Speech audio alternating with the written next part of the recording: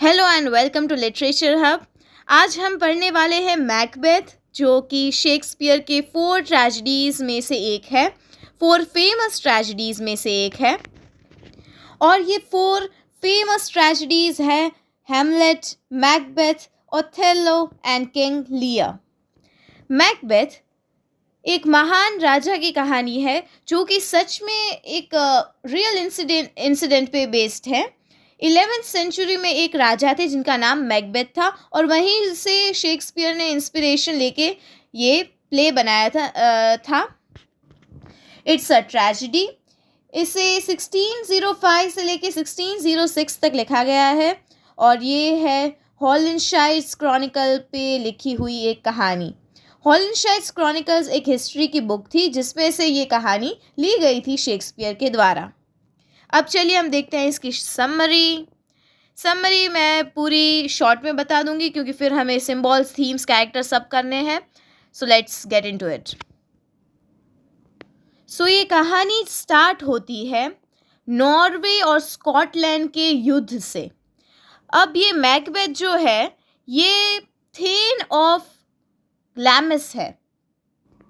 ये king Duncan का एक थेन है। थेन मतलब थानेदार टाइप का, जिसे एक एक सूबा मिलता है संभालने के लिए, और इसका दोस्त है मिस्टर बैंक्यू, ये भी एक थानेदार है। ये दोनों जाते हैं युद्ध करने नॉर्वे के खिलाफ स्कॉटलैंड की तरफ से। डंकन स्कॉटलैंड का राजा था और ये दो उसके थेन्स थे। ये लोग लड़ाई करने के लिए जाते हैं और जीत के आते हैं। अब आते टाइम इनको क्या मिलता है कि एक जंगल में इनको 3 विचेस मिलती है, 3 चुड़ैल। अब बहुत ज़्यादा धुआं उड़ने लगता है, और जो 3rd विच होती है, ये विच बड़ी ही बदसूरत दिखती है, एकदम लड़का भी नहीं है लड़की भी नहीं है, पता नहीं कैसी चुड़ैल है ये। लेकिन ये बोलती है 3rd विच, जैसे ही वो प्रकट होती है वो बोलती है, fair is foul and foul is fair, hover through the fog and filthy air. Macbeth और बैंक्यू दोनों ही डर जाते हैं कि ये तीन विचेस है कौन। और जो सबसे ऊपर वाली विच है, ये हैकेट, जो हैकेट विच है, वो इन 3 विचों की सुप्रीम विच है। और ये तब वहाँ नहीं थी, सिर्फ ये 3 विचेस ही थी जो यहाँ वहाँ घूमने निकल गई थी, और ये फिर बैंक्यू और मैकबेथ से मिलती है। तब वो बोलती है विचेस कि जो ये मैकबेथ है वो अभी तो थेन ऑफ ग्लैमिस है, लेकिन कल ही वो थेन ऑफ कैवडर बन जाएगा, और बाद में वो किंग ऑफ स्कॉटलैंड बन जाएगा। ऐसी भविष्यवाणी करती है, प्रोफेसेंसी करती है। और बैंक्यू को क्या बोलती है कि बैंक्यू के वंशज राज करेंगे स्कॉटलैंड पे, और फिर वहाँ से ये गायब हो जाती है।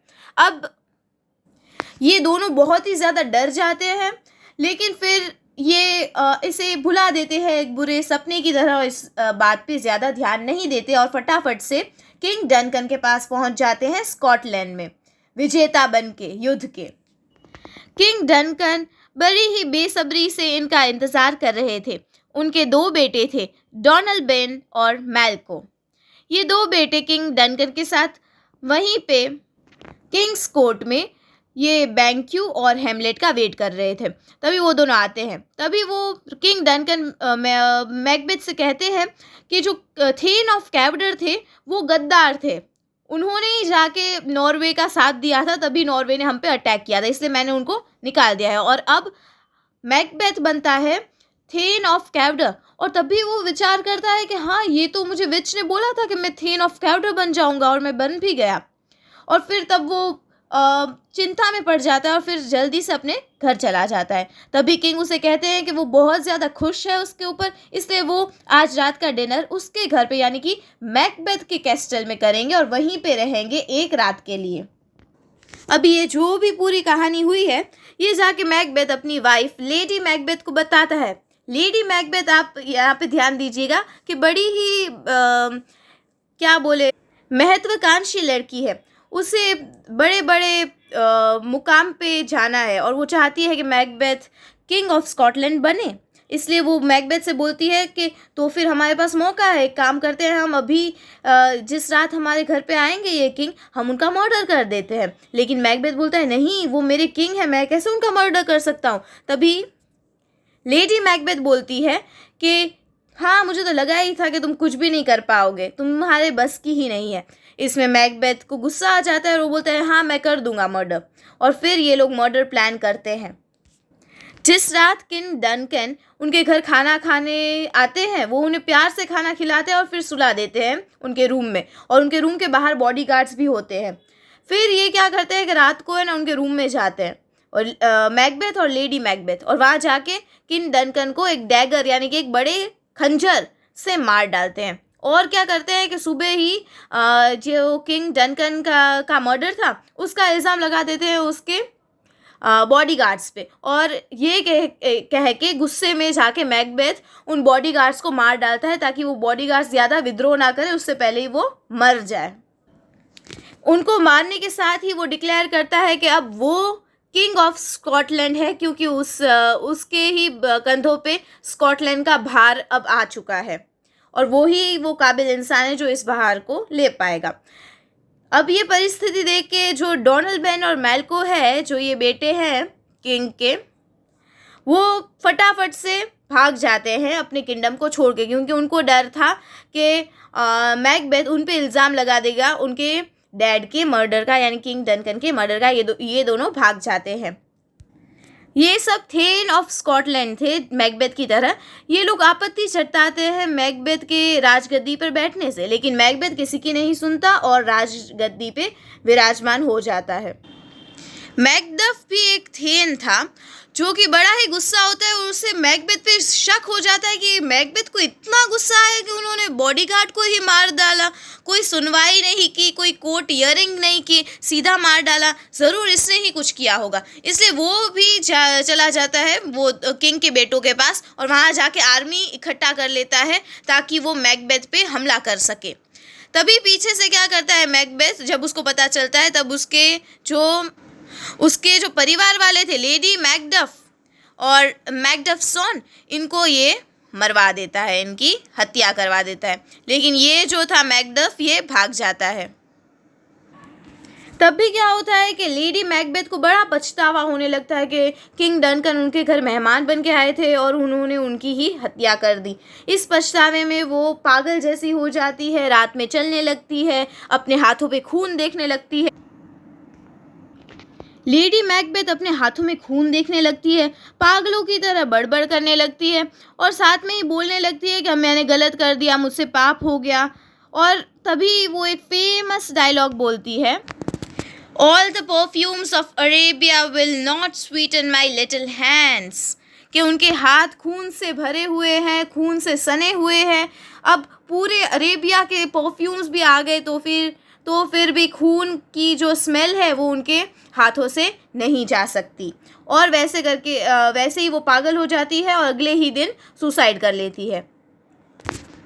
मैकबेथ राजा बन चुका होता है और जो भी उसके खिलाफ विद्रोह करता है वो उसे मरवा देता है। तभी उसे याद आता है कि बैंक्यू को भी तो वरदान मिला था कि उसके वंशज राज करेंगे स्कॉटलैंड पे, इसलिए वो बैंक्यू और उसके बेटे को भी मरवाने की साजिश करता है और बैंक्यू को मरवा भी देता है। लेकिन बैंक्यू अपनी जान दे के भी अपने बेटे की जान बचा लेता है और उसे भी वो भेज देता है कहाँ पे, डोनाल्ड के पास। डोनाल्ड भाग चुके थे अपना किंगडम छोड़ के। अब मैकडफ, डोनाल्ड और जो बैंक्यू का बेटा है फ्लियांस, वो तीनों अब आर्मी इकट्ठा करते हैं और मैकबेथ पर हमला कर देते हैं। अब लेडी मैकबेथ की तो यहाँ पे जान चली गई है। अभी मैकबेथ सोचता है कि ये लोग मेरे पे हमला करेंगे तो कहीं मैं हार ना जाऊँ, इसलिए वो कहाँ जाता है, विच के पास जाता है। तो विच उसे बोलती है कि तुम्हें क्या करना है। विच उसे बोलती है कि तुम्हें कोई भी नेचुरली बॉर्न आदमी नहीं मार सकता, कोई भी माई का लाल तुम्हें नहीं मार सकता, जो भी अपनी मम्मी के पेट से जन्मा है वो तुम्हें नहीं मार सकता। दूसरा कि जब तुम्हारी मौत आएगी तब जो झाड़ होंगे वो तुम्हारी तरफ उठ के आएंगे, झाड़ की फौज आएगी तुम्हारी तरफ। तो मैकबेथ बड़ा ही खुश हो गया कि हाँ ऐसा कैसे ही हो सकता है, मतलब कोई मुझे मारने ही नहीं वाला और झाड़ तो कभी हिलते ही नहीं, मतलब कि मेरी हार होने ही नहीं वाली। तभी ये मैकडफ और डोनाल्ड दोनों ही क्या करते हैं कि वो आइडिया लगाते हैं कि वो बाजू के फॉरेस्ट में से झाड़ तोड़ तोड़ के अपने शरीर पे झाड़ लगा लेते हैं, जैसे मिलिट्री कमांडो होते हैं ना वैसे। और फिर उसमें से छुप छुप के वो मैकबेथ के किले की तरफ आते हैं। जब मैकबेथ अपने खिड़की से देखता है तो उसे लगता है कि झाड़ उसकी तरफ आ रहे हैं और वो डर जाता है। डर के वो नीचे जाता है, तब तक तो ये लोग वहाँ पे पहुँच गए होते हैं। और तब वो उन्हें देख के हंसने लगता है कि हाँ, तुम लोगों में से कोई भी मुझे नहीं मार पाएगा, क्योंकि कोई भी इंसान मुझे नहीं मार सकता, नेचुरली बॉर्न इंसान। तभी मैकडफ हंसने लगता है और बोलता है कि मैं तुम्हें मार सकता हूँ, क्योंकि मैं नेचुरली बॉर्न नहीं हूँ। मेरी मम्मी ने सिजेरियन किया था, यानी कि उसका सी सेक्शन बर्थ हुआ था, वो नेचुरली बॉर्न नहीं हुआ था। उसकी मम्मी के पेट में से फाड़ के उसे निकाला गया था। तो और ऐसा कहते ही जो ये मैकडफ है वो अपना फेमस डायलॉग बोलता है कि I have no words, my voice is my sword. और ये बोलते ही वो क्या करता है कि जो मैकबेथ है उसका सर कलम कर डालता है, और वहीं पे इस पूरे प्ले का एंड होता है। अब इस प्ले की जो थीम्स है वो बड़ी ही इंटरेस्टिंग है। फर्स्ट थीम है रियलिटी एंड अपीयरेंस। जो दिखता है वो सच नहीं होता, रियलिटी कुछ अलग होती है और अपीयरेंस यानी कि दिखावा कुछ अलग होता है। हमेशा मैकबेथ दिखाता था कि वो बड़ा ही अच्छा थेन है, लेकिन उसने अपने ही किंग के साथ विश्वासघात कर लिया। दूसरा है द सुपर नेचुरल, क्योंकि विच इन्वॉल्वमेंट है यहाँ पे, प्रोफिशेंसी हुई है इसलिए। थर्ड है एम्बिशन, ग्रीड है, एम्बिशन है कि मुझे राजपाट चाहिए, उसके लिए चाहे कितनों की हत्या कर दे, पूरी राजनीति। और लास्ट है लॉयल्टी एंड गिल्ट। ये लॉयल्टी एंड गिल्ट आपको कहाँ दिखती है, जबकि लेडी मैकबेथ और मैकबेथ का पतन हो जाता है और उनकी मौत हो जाती है, तब उन्हें पता चलता है कि लॉयल रहना कितना ज़रूरी है, नहीं तो फिर बाद में पछताना पड़ता है। अब हम सिम्बॉल्स देखेंगे। फर्स्ट सिम्बॉल है द क्राउन। क्राउन दिखाता है पावर को, थर्स्ट को, कि पावर हम लोगों को कैसे भी हासिल करना है, चाहे कुछ भी हो जाए। दूसरा सिम्बॉल है लव, लेकिन वो कैसा लव है जो दुख देता है। अब जो ये पूरा कांड हुआ था, ये कह सकते हैं हम कि लेडी मैकबेथ ने ही चढ़ाया था मैकबेथ को कि तुम फटाफट से किंग का मर्डर कर दो आज ही, इस रात को ही, और हम फिर राजा बन जाएंगे और फिर हम अच्छे कर्म करेंगे तो तुम्हारे पाप धुल जाएंगे। तो उसका जो प्यार था, उसकी जो पत्नी थी, उसी के वजह से उसका पतन हो गया। और लास्ट है हमारे खुद के कर्म। इसको सिंबलाइज किया है मैंने एक हैंड के रूप में। हम जो कर्म करते हैं उसका फल हमें भोगना ही पड़ता है। और यही 3 सिंबल्स हैं इस पूरे प्ले के। अब हम कुछ फेमस कोट्स को देख लेंगे। एग्ज़ाम में आपको पूरी समरी लिखनी है, थीम्स लिखना है, सिंबल्स लिखना है, और कोट्स लिखेंगे तो आपको एक्स्ट्रा मार्क्स मिलेंगे। सबसे फेमस कोट्स है I have brought golden opinions from all the sorts of people. ये मैकबेथ ने कहा हुआ है।